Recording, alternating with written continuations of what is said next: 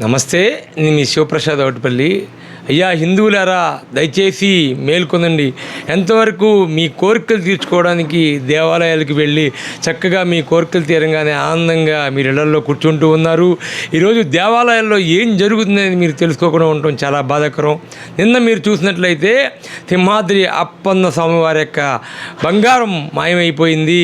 దాని మీద ఏఈఓని అలాగే అర్చకుల్ని సస్పెండ్ చేయడం జరిగింది. వాళ్ళని విచారణ చేయడం జరుగుతుంది. అలాగే అన్ని దేవాలయాల్లో భూములు మాయమైపోతూ ఉన్నాయి, బంగారం మాయమైపోతూ ఉంది, దేవాలయాల్లో అవినీతి పేరుకుపోతూ ఉంది. మనకు మాత్రం ఎంతవరకు దేవుడు వరాలు ఇవ్వాలని చూస్తున్నారు తప్ప దేవుడి యొక్క భూములు కాపాడటంలో కానీ దేవుడి యొక్క బంగారం కాపాడటంలో కానీ హిందువులకు చిత్తశుద్ధి లేకుండా పోతుంది. ఇలాగే కొనసాగుతూ ఉంటే రేపొద్దున దేవాలయం ఉండదు, దేవుడు ఉండదు.